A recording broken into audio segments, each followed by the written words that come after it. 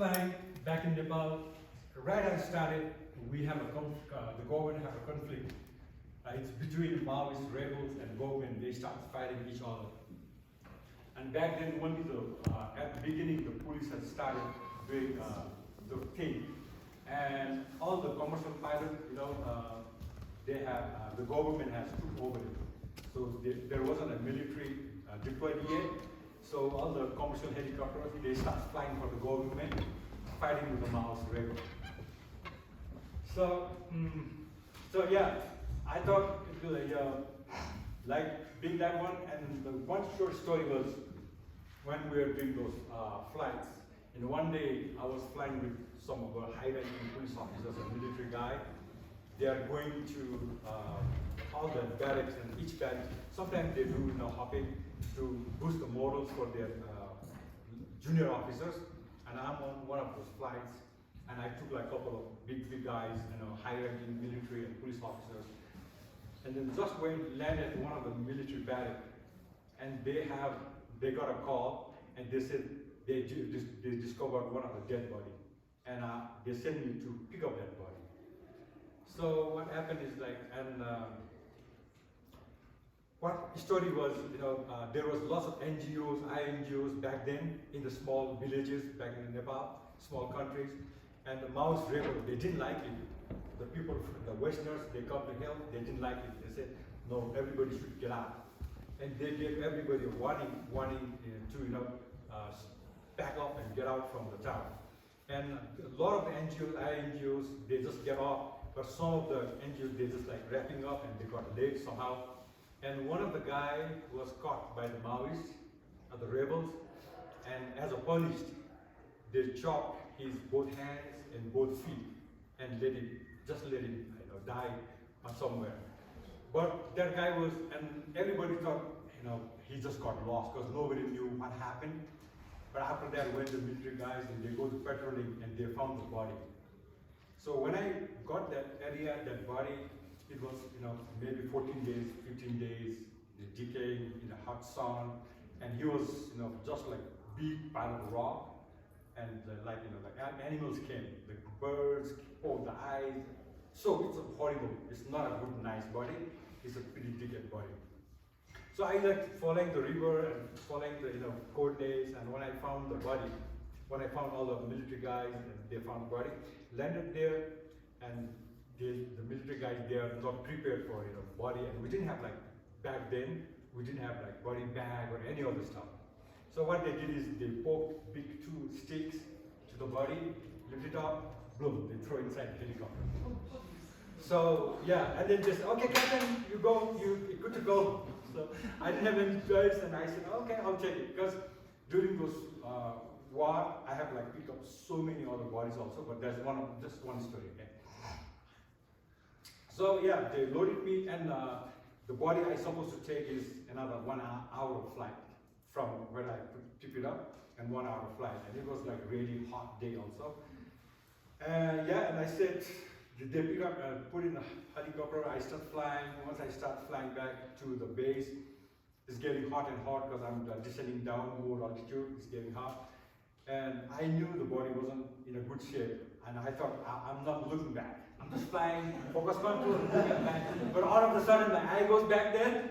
It was wide mouth open, no tongues, all a little bit of hairs flying. So decay. And so, oh, don't look. And then it flies. And then that bad smells come, that decay smells so bad. But for the smells, I was pretty prepared. What I'll do is I always carry the big vapor, that I put 2 big scoops in my nose. And whenever I smell that bad smell, I squeeze and then breathe. So that's how I fly. So in the middle of the night, once I'm coming back again, all of a sudden your eyes goes just to that thing, I don't look. They're coming back and back and back. The more I descend, and it's getting really hot and just come nearby. And after some time, when I just fly, so in a helicopter, both hands and feet needs to be in the control. If you do, you cannot leave any control. So my feet was fixed on my paddle. So finally, I looked down below when I, at my paddle. Suddenly my eye goes down to the floor, and I can see maggots. Half of maggots, not, there's a smell, maggots, you cannot move. Yeah, you keep flying and flying and flying. And when I landed to my base, at the base when I brought the body, because all the other officers, there were a lot of people, I flew with the big two senior officers. They came to pick them up. But when they saw that, nobody came to the helicopter for at least 2 hours. So I ended up doing that kind of flights, not like this. So this is what, the rebels and military guys kind of stuff, so that happened. And Nepal has suffered for like almost 11 or 12 years, those fighting Maoist rebels and those kind of stuff. So during those days, I have picked hundreds of bodies back and forth and back and forth. So, scene safety. So yeah, so this is another one. This is another story of it.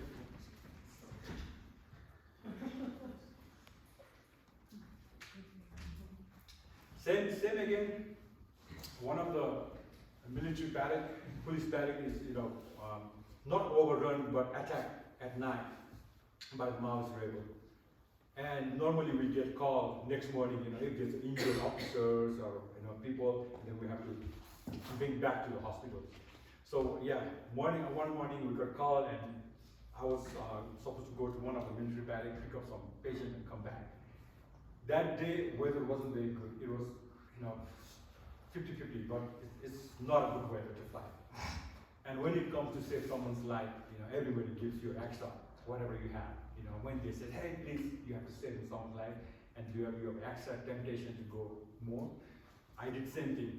I couldn't fly high altitude. I literally have to fly above the river, all the way. It's a long flight. It's more than 1 hour or 30 minutes kind of flight. Following all the valley, and finally I made it to the barrack. And yes, they put 3 officers in my helicopter. So 2 of them, they are really unresponsive. They both are laying back in my helicopter. And one of the guys who was a little responsive, he was in front of the co-pilot seat. So yes, and after that, I just lifted up and tried to come back to the big city. And when I started flying from the mountains, slowly coming down, weather got totally bad. It's totally sucked in. So now I cannot go anywhere. It's like middle of nowhere. So I literally like hovering just above the tree line, slowly hovering, seeing that if there's like some space. And then finally I found like just a tiny little space to put my aircraft safely. So I landed there, and just about to land and just about to switch off the helicopter, I saw fire away. Some people are like slowly picking up and looking at us and coming toward us. And what was that was the rebels who fought all night. They have not left the area. They were still there with all the ammunition and everything. So what happened is like now I'm like, what to do? There's no, I do not have choices. Weather is totally sucking. I'm there with 3 military officers, and I kept my helicopter rolling. It's an idle position, and just like looking up there, and I can see those guys are like getting more and more numbers. So now I have like the option is I do have a satellite phone and maps in my pocket, and I asked one of the guys who's responsive, hey, can you run? Because we have to leave the aircraft. I can see the rebels up there. And he said, no, Captain, I cannot do nothing.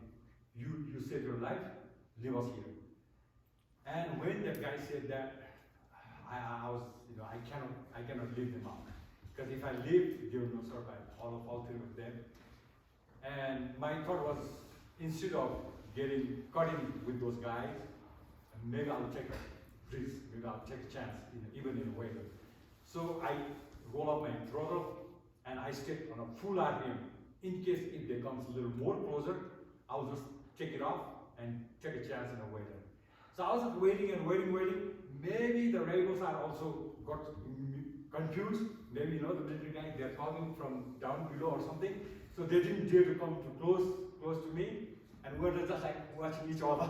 Okay. The full throttle and looking at them. I have 3 patients, So at last I can see just tiny bit of openings at my the sky, some little bit, and I thought, okay, instead of like going through their hands, maybe getting punished from Maoist rebels, I'll just take my chance. Boom, lift it up, boom, keep above the clouds, get out of the sea, and come back to this hospital and save trees. Oh.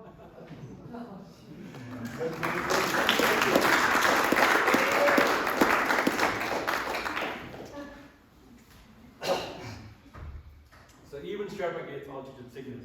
Like everybody says, you Sherpa, you're tough. No, I'm not.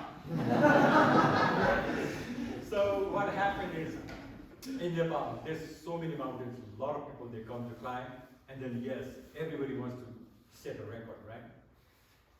There was 3 Italian alpinists, really well-known climbers, and they wanted to climb one of the mountains, which is not climbed from any other climbers yet. That's called Mount Annapurna. But Annapurna is pretty famous, those who climbs from the north side. It's one of the above 8,000 meter mountain. So a lot of people, they come to climb from the north, but those 3 Italians, they wanted to try from the south face. So that was the first time they wanted to try, and there was no proper road to go to base camp. So one of the way to get to base camp is fly helicopter, landed at the base camp, you find the flat area, you set up base camp there. So like as planned, I took 3 Italian and some of their cook or kitchen staff and some of the Sherpas with me. So from the base, from where I'm based is about like 3,500 feet at that time. And from there you have to take these guys around like 15,000 feet high. So I took them all, we did like a couple of shuttle from down below where the base is. And they went for the climb. And after like 2 or 3 weeks, and they gave me a call back to say, Maggie Captain, get us back. We couldn't do it. It's too tough from climbing thing. So yeah, that day I went to pick them up, and exactly what happened is that when we went, weather wasn't that good either again, same day. And I took them, we took all, I flew from my base, went to the base camp, around like 14,500 feet, landed there. Some of their gears, I brought it back down to the base, and the next run, where we got sucked in. I put some of their belongings and maybe 1 or 2 guys with me. I turned my helicopter, and I was ready to dive down, from the mountain. Just waiting, clouds are coming more and more and more, and just totally sucked in. 14,000 feet, the temperature was like getting low, it's all fog and everything. And I was starting my helicopter, helicopter is still idle. I was like, in case the weather pops up, take it down, dive down. So I was ready, and maybe another like 10 minutes, just waiting by then, my helicopter stopped doing this blub, blub, blub, blub, blub. And I knew, oh, what happened? I turn it on, switch off, get off, and look at my whole rotor blade ram ice. So, in a higher elevation, we get the icing on our blades. So I can do nothing like frozen solid helicopter. So yeah, all I have to do is like wait for next day. And so now after that, the part is, so weather's not gonna improve anyway.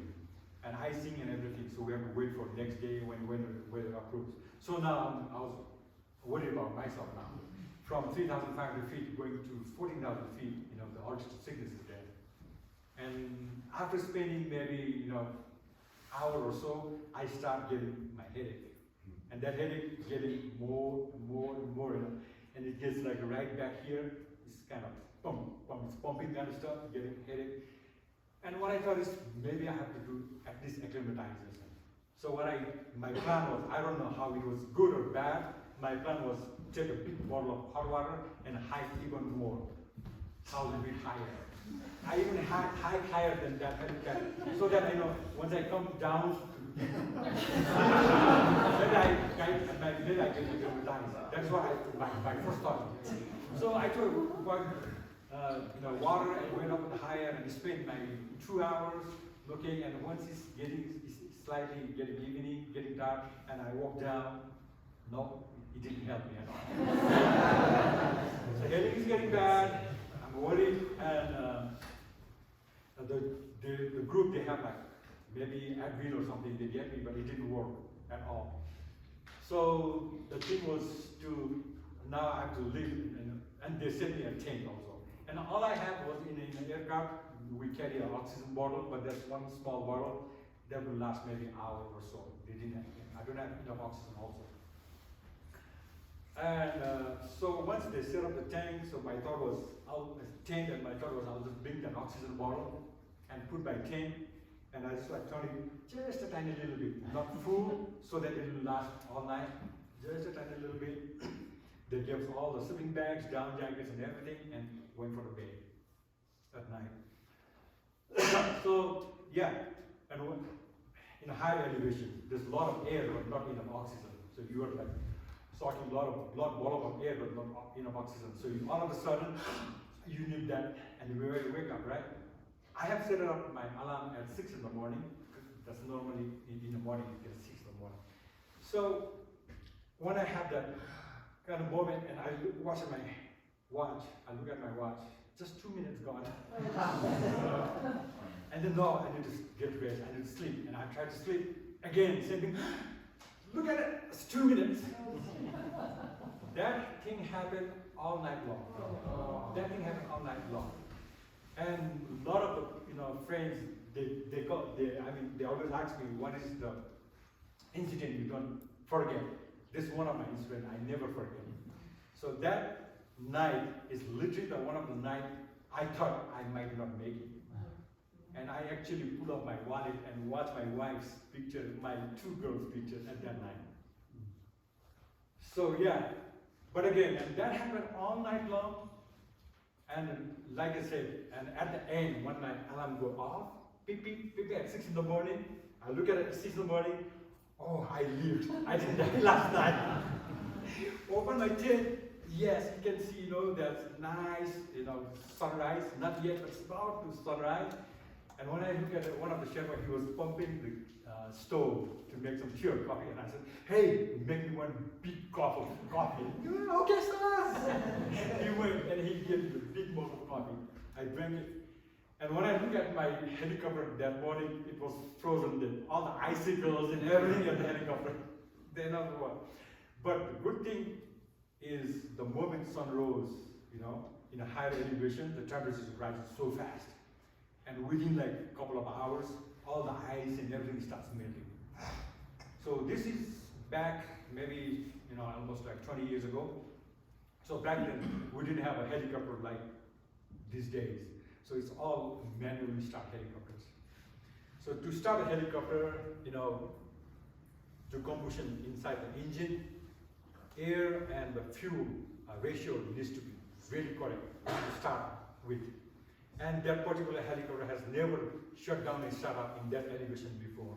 So now my next worry is, it will start or not? I should stop yesterday easily, but I don't know if it starts or not. But what happened luckily is when I, a day earlier when I positioned my helicopter to drive down, it was facing to the east. When I opened my cowling, my battery side was there. So my battery was nicely heated up then also. So luckily that happened. And then I try to start, if you make one false start, then helicopter will not start again. Your battery is gone. So I'm like lingering with that, boom, then all of a sudden it starts, okay, now I live. So that day, and then I did quickly, did all the shuttles, back and forth, 5 or 6 shuttles, everybody got back to the base, and then I fall off that day. So, Sherpa gets also altitude sickness. That's one story.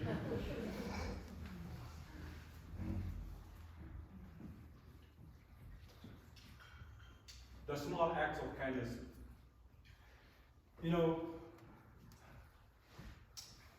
When a lot of people, they don't realize is like, when they do kindness and all stuff, it will just go away. But, and then again, when we don't realize is, even a tiny little bit of things when we do to our patients, it means a lot for them. But we don't get to hear from them, we don't know until we do hear, okay? So, this one short story is, when I first got my job here in Montrose, and one of the Nepalese restaurants, he invited me to have lunch with him in his restaurant. And I was eating my lunch that day, there's a couple, they keep like watching me, keep staring at me, living in Montrose and looking at me. I thought, oh, maybe they don't like Hispanic.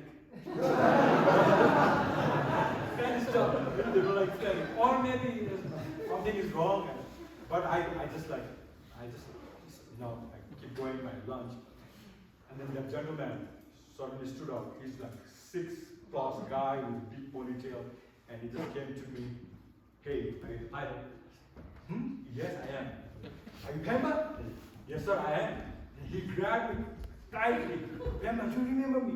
You rescued me from blah blah this mountain in Nepal. Something. I have done that kind of rescue hundreds of times. I don't remember. So, but after that, he said, okay, he was my guide. This happened, this thing happened, this happened. A lot of things happened. Then I recall it. Oh, okay, yes, that happened. So what happened is like, he was one of the climbers. He went to climb one of the technical, difficult mountains called Mount Amadalwan, and he got frostbite in his feet. So he used to airlift from there. It was it's a winter expedition. It was really, really cold out there. And most of the time, we go to higher mountain early in the morning when temperature is really low, when the aircraft performs better. So I went there, I picked up 6:30 a.m. early in the morning, midwinter, it's minus, I don't know, 15, 16, it's really cold. So when I flew them back, he and his wife were together in a helicopter, and went back, and the base is about 9,000 feet, and we have to keep them up around 15,000 feet at the base camp. So once I came back, and we normally refuel it at the base and come back to bigger city, where the big hospitals are. So when I landed there, back in the base, and we were refueling, it was so cold, I can see they both are, freezing cold like that. And normally we do have some of the vendors, they sell tea or coffee and kind of stuff. And I bought two mugs of coffee and gave them to those two guys. And for me, there was just 2 cups of coffee. But when this guy met in Montrose, and when he hugged me that, and his wife told me that coffee was the $1 million coffee I ever had. They were so appreciative with that coffee at that day. So, and then you imagine, how it is possible to meet someone from other side of the world, and to meet at Montrose, it's a small town. See, so smallest acts of kindness follows you. Then after that, he invited me at his home for dinner. I think it is about New Year's Eve or Christmas, something. I went there, and since he's from climbing, what's it called, group or community, and he invited a lot of his climbing friends also. And once I get there, he said, "Hey, Pemba, you flew me here. Hey, Pemba, you flew me there." So I did many other climbers again who flew me in an embassy area in Nepal. So that happened also. So yes, every little kindness, it counts, and definitely do that whenever there's an opportunity.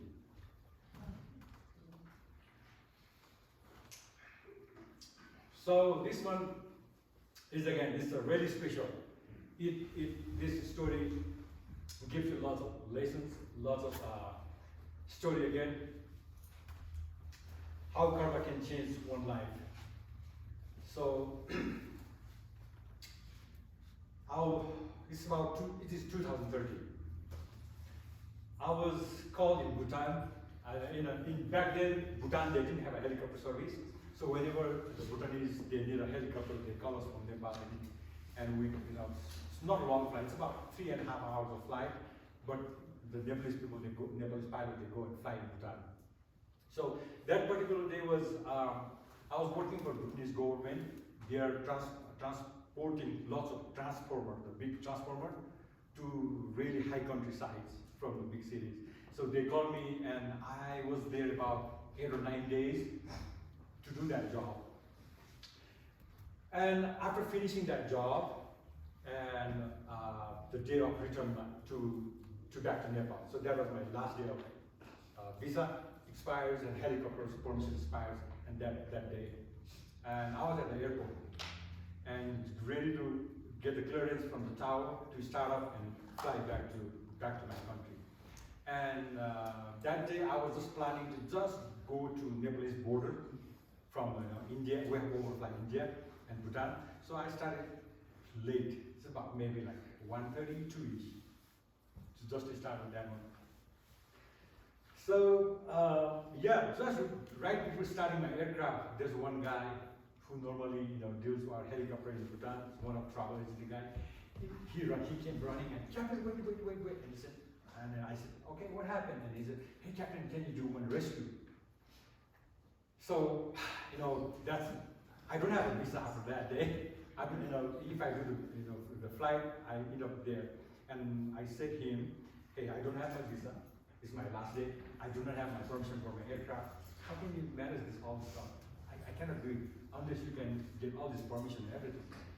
But in Bhutan, they take really serious matters with the tourists. So that guy starts dialing phone here and there, and within 2 hours, an hour, 2 hours, he finally sorted out everything. They extended my visa for 1 day, aircraft permission for another 1 day. So the 2 days, extra one day for helicopter and myself. So, and I said, okay, show me the map. Where is the rescue? And he pulled up the map, and we look at the map, and looking at that, my patient, the client, was other side of the mountain. So if I go long route, I will not even make it to the camp where they camp. This is a really long route. So one in the one, because it's already afternoon, so I have like really few hours of window, and then to get to the patient.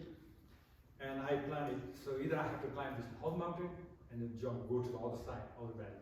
So for that purpose, and the aircraft didn't have like really good performance in a high altitude with all the fuel. So what I did was I had to carry 6 extra jerrycans of fuel to refuel it on the way back. So my plan was to go to the base, put the fuel and one of that Bhutanese guy, and then go across the mountain, get the patient, come back, get fuel, and come back to the city. That was my plan.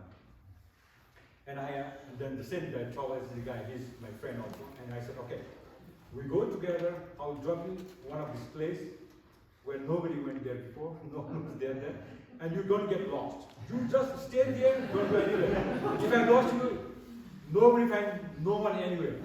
Because I don't have enough fuel, there's no fuel, nothing. So I told him, and okay, he said, okay, Captain, I'll wait here. I put the GPS coordinates and went to the other side of the mountain. And yes, I was like flying there, slowly going to the mountains, following my GPS coordinates, and I see the one stone, circle stone, they made proper helipads. So it's and I thought, oh, maybe these guys know how to set up helipads, kind of stuff, what my first thought was. And when I landed right up there, and then, yes, the group, they brought me the patient and put inside the helicopter. I didn't have not much time. I was like really tight time, rushing, so I didn't get to talk to all the guys, or not, even from the patient I'm flying with, nothing happened. So I just flew back and find the guy where we dropped the fuel, landed there, refueled it again, and came back to the city. And my patient, the ambulance or whatever, they take it. She took, and the ambulance took it then back to the hospital.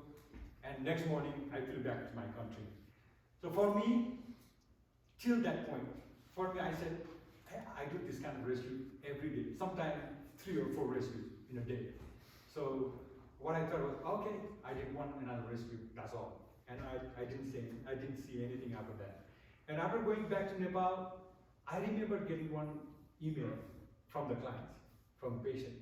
She basically said, thank you, Captain, for saving my life. But the worst part is, I didn't even respond back, because like I said, I did that thing for many years, and I thought, this is another one rescue.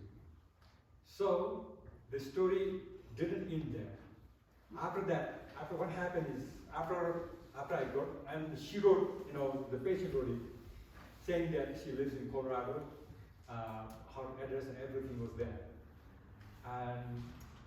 But after that, when I moved to United States, and flying for this care flight in Monroe, I remember that patient. She told me she lives in Colorado. So now I think, maybe I'll just give her a call. saying that, and I came back. I'm here in Nepal. And I started digging up her phone number, and that same guy from Bhutanese, we're still in a contact, and I asked him, hey, do you remember we did rescue? Do you have that, a lady's number? And he gave me that number, and I have that number, getting the number from them. So when I initially got my job, my wives and my 2 girls, they live in Seattle. So I did back and forth from Seattle to Denver, back and forth. So I have like our work schedule is 7 days on and 7 days off. So those 7 days I fly back to Seattle for initial. And I have some cousins, they live in Eagle Bill area. They're the one, they drive me from Montrose to Denver to Montrose kind of stuff, and to start it. So one day, one of my cousins, what he said is, okay, Pemba, I'll drive you to the place called Aspen. It's really beautiful, you have to see. It's on the way to our way home. And I said, okay, let's go to Aspen. And just like we're driving randomly, going to the Aspen, and I was looking at my phone and I see that number, the Colorado number, the patient she gave me, and I gave her a call.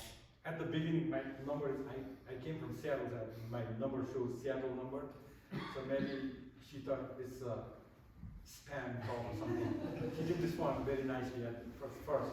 But the moment I said, do you remember Bhutan? Then she said, hey, is it Pemba? Is it Pemba? Yes, I am. Then we start talking. I don't know, is it a coincidence or what is in there? And what I said, or what I told her is, hey, look, we moved for good in here in Denver, and I got a job here in Montrose. But today I'm driving with one of my cousins to Aspen, to see Aspen. But I said, you said you live in Colorado, so I just give you a call to say, I'm here. The patient, what he said, I live in Aspen. We have to meet. So yeah, we're on the way halfway to Aspen already. And then when I got it to Aspen, and my patient came with her sister, stayed there, and we start talking about, what exactly we heard, and we start talking about her part of the story, because I didn't know her part of the story. What I just know is like, for me, one another rescue. So what she said is, Pemba, and again, thank you for saving my life. My doctor said I just had like a couple of hours, maybe 6 hours, 7 hours to live. I was really sick. I have like this hip power. Hey. I have a hay, and then doctor said, if you cannot leave that place before like certain hours, 8 hours, 9 hours, you will not make it kind of stuff. And what I told her is, no, you didn't even have 8 hours, 8 or 7 hours. You didn't even have an hour. I was just about to start my helicopter. You literally have maybe like a minute or so to leave. If I have like phone that earlier day, when I started, if the travel agency guy didn't stop, if I just left, I can come back. And Bhutan, they don't have a helicopter service. When they need to helicopter, it takes 2 days to get a helicopter to get that in Bhutan. So I basically told her, no, you didn't even have like 5 minutes. You just have 1 minute. Then she cried for 2 hours more. We have ordered our lunch, and we're going to eat lunch for whole 2 hours. So yeah, that happened, and then I met her. So basically what I'm saying is, and then after that, she started telling her part of the story.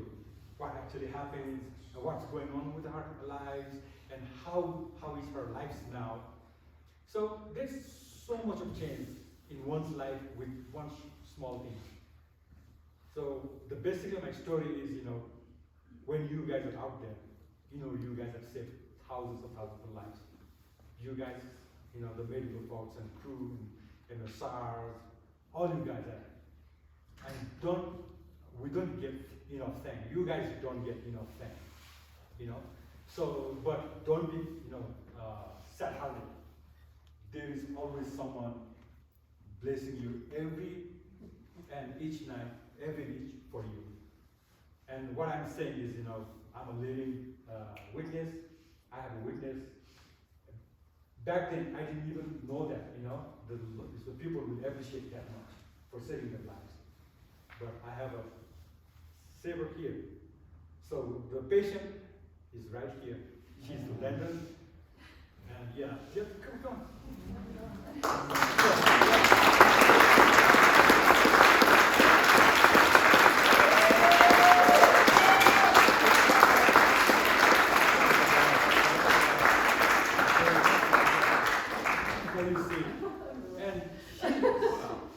She sends me a flower every year, and that particular day, when I rescued her, and she celebrated that rescue day, the second her birthday.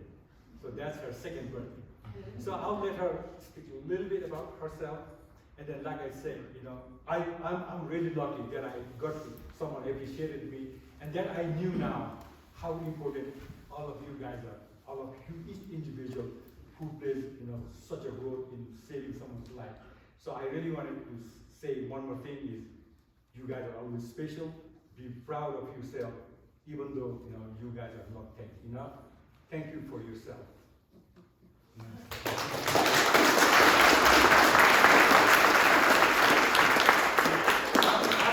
We're going to talk a little bit, and if you guys have any questions, I'll answer it.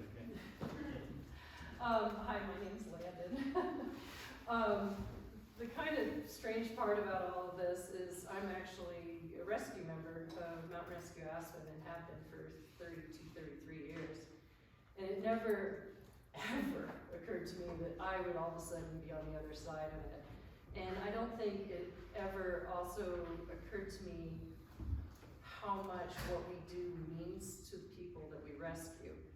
Because of course, we all do it because it's really fun, right? We go out, we get to go hang with our friends, and we help somebody, that's just added bonus. But all of a sudden I got to be on the other side, and I'm gonna fall, and I apologize.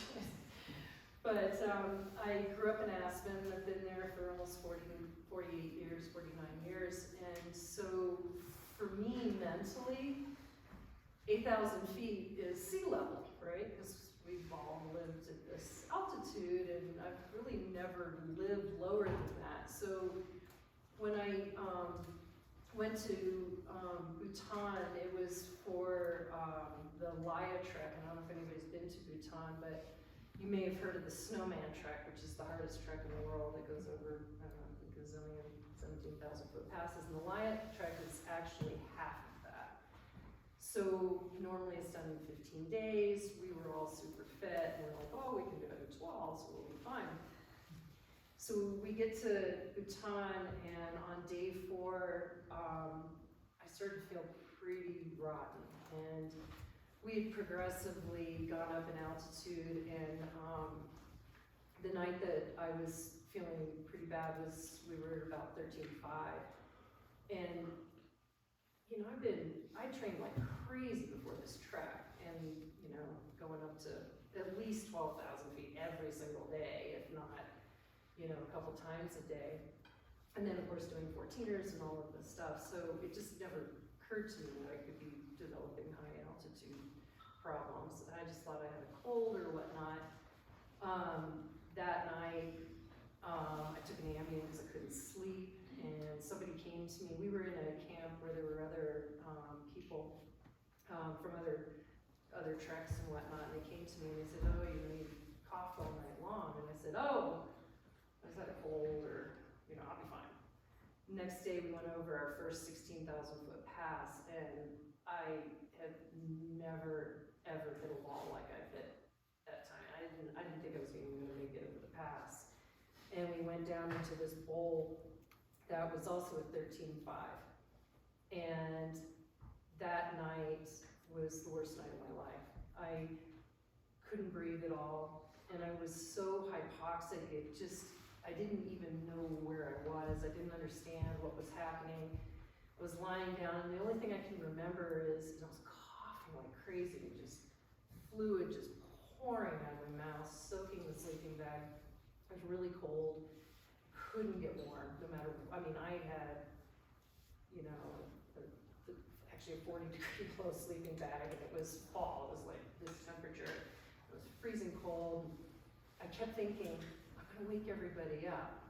I can't let them hear me cough, so I'm hiding in my sleeping bag. And I remember just lying there, and I said, I'm dying, and I don't think I'm gonna make it till morning. And somewhere along the line, I did make it to morning. Somehow we all managed to survive despite ourselves. And in this delirium that I was in, I must have taken one, I couldn't breathe, and when I was breathing in, I would just cough cough like crazy, so I ended up panting, and I was like, it was about the only way that I could get any oxygen in at all. And somehow I must have gotten a little bit in, because I all of a sudden just thought, shit, I have hate. And as we all know, we all, at least in the rescue world, we all know just enough about hate to diagnose it and realize that we need to get this person out, and then they fly away. And I don't know what happens to them after that. And I realized I have no idea what you do about hate except for go down in altitude, and I'm in a bowl, and I can't get out of this bowl without going up. And there was three, almost 17,000 foot passes that surrounded this bowl. And where the water went was not a place that a human could go, so that wasn't an option. So when I sat up, all of a sudden I could breathe a little bit better, and it occurred to me that I was in big trouble. And I didn't know what to do, but I kind of remembered that I had just bought an InReach, but I had actually never turned it on. And I have to give InReach a lot of credit. Even the very first round of them, they're very intuitive. And I had sunk it to my phone, thank God. And I got it out, and I'm fiddling with it. I mean, I can't even figure out how to unzip the tent, and I'm stumbling out, I'm coughing like crazy, and I somehow get it out, and I send off a text. It's about 5 in the morning to send it to my now ex-husband. This is the reason why I was on the other side of the world, because everything was falling apart. And the bottom line is he got me in touch with a doctor, and there's all these crazy parts of the story that all came together to help me live. For example, they have these solar cell towers in Bhutan that obviously only work when the sun hits them, but they never worked all week. Our phones never worked. And we tried, never worked. And once the other people got up in the camp and I told them what was wrong, I thought I was dying and all this other stuff, this one girl says, oh, I have a cell phone. Why don't we try the cell phone? I was like, we've been trying the cell phone all week, it doesn't work. And right then the doctor called in on her phone and it worked. And I talked to him for a bit and he's like, I hate to tell you, you're fucked. You're gonna die. And unless you can get a helicopter out of there, you're not gonna make it. And I was like, there aren't any helicopters here. I don't know what I'm gonna do. And I finished the phone call, and right then the phone never worked again. And so that was pretty cool. But so I'm sitting there and I'm thinking to myself that this is it. This is I guess I've had a good run. I'm gonna just die with regrets. And I consciously made the decision that I was gonna be okay with dying. And I completely surrendered at that point. In that moment, I had this expansion of consciousness that was so unbelievable. And all I can say is I hope everybody gets a chance to die to come back. Because it is the most unbelievable experience of my life. And it's changed my entire world. I got to see the bigger picture and understand the answers to all the questions that you could ever want to know. But understand that we just don't know, we don't have the capacity as humans to even ask the right questions. And it just was really, really, really unbelievable. And I was at that point just ready, and I knew that I only had a few hours left. In the meantime, the guide had managed his phone worked, but only in the country, and got hold of his office, which started the whole rescue.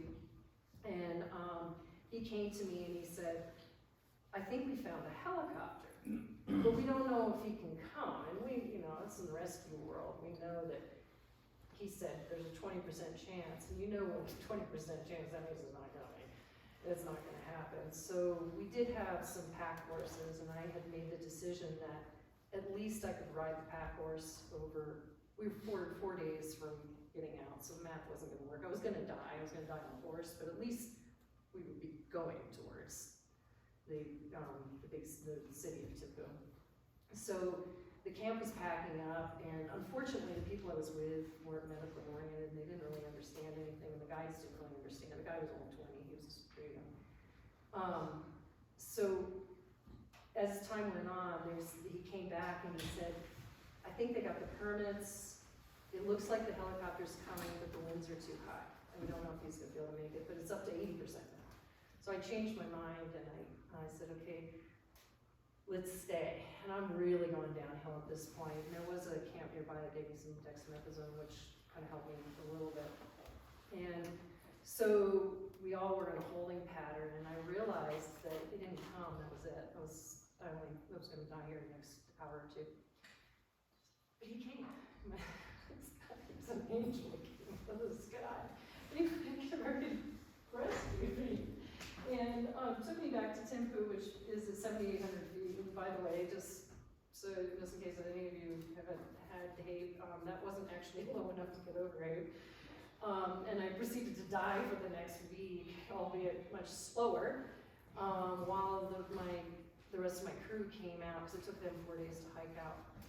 And we ended up going down to Thailand so I could get to sea level, and I sort of recovered, but it took me a year to get over it. And I've had some pretty bad lung damage and some heart damage from it. And anybody that tells you, oh yeah, I had HAPE, I came down for a few hours and I turned around and finished my climb, I don't know if they were as far along as I was, because I was pretty damn sick for a really, really long time. But I cannot tell you how pretty I make every single morning. I thank this guy. And I just cannot believe I got an opportunity to do this again. And I just since divorced, and I have this most amazing life in the world right now, and I'm so grateful for every single thing. I am still on the rescue team, and I have to tell you, I'm a terrible rescuer now because I'm so empathetic. Hard. I mean, I hear about what's going on in a basket case, and I literally can't even go out in the field hardly anymore, because it's just, I really understand what it's like to be on the other side. And he's so right. There's that story about the person throwing the little starfish back, and someone's like, there's millions of starfish, why are you doing that? He said, because it makes a difference to that one starfish. And that's really, really true.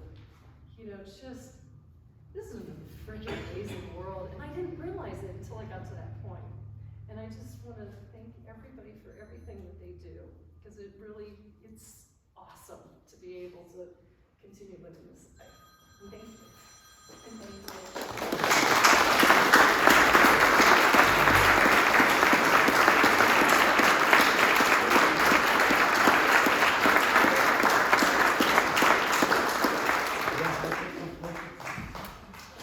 If you guys have any questions, I'll make it.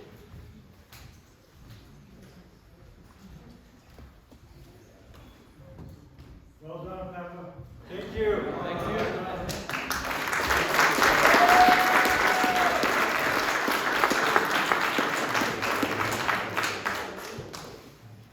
Pemba, you're saying because of that conflict, you were able to get so many more hours than most other pilots.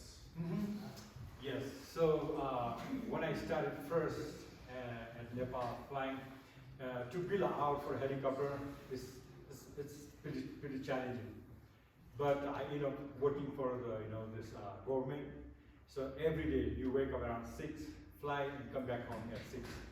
So literally you're flying like hours and hours, hundreds of landing and takeoff every and each day. So basically, again, in Nepal, normally when you get to be full captain, you have to have at least 2,000 hours. But when I did, it was only 900 hours. When I have 900 hours, I start flying by myself, single pilot crew. Yeah, so, because there was shortage of pilots, and yeah, one fine day, they said, I was flying as a co-pilot, one fine day, hey, Pemba, can you do this flight? And I said, okay, I'll do it. Then after that, I became my captain. So yeah, since then I'm collecting lots of hours. How many hours do you have now? I have 7,600 hours and flying for the last 27 years now, 26 years, yes. That's all? That's all. Yes, that's all. And yeah, I'm really looking forward to flying with you guys many more hours, many more days. Another question. Yes. Were there any hoops that you had to jump through coming to the States to fly? As far as No, I have not, because when I started trained, I got my license from here in Texas. Yeah, I got my FAA license, so it wasn't any difficult for me. You know, the funny story, when you ask, you know, when I gave my interview for the company, it was 5 minutes. Yeah. I didn't know that when even I get job here or not. When I moved here, at first my wife and I decided, okay, we'll just do any work. Maybe work in a gas station or in a restaurant or somewhere. But one fine day I saw one of the advertisements in the news, you know, and I just gave them a call. And I said, okay, I don't know if I get job or not, but I have this much of hour. I came from Nepal. And he said, hey, do you want to visit our office once? I went there, next day there was an appointment letter ready. So yeah, it was, I was lucky. Yes. Have you been to the Sherpa restaurant in Golden? Yes, I did. Yeah, it's, Yes. that's Did I really get good. good? Oh, it's amazing. Yes. Yeah. Yes. Yeah, I don't know your patient's name, but what were the life questions, you know, that we, like, when you get to death, that you ask yourself, and like, what are the answers, you know?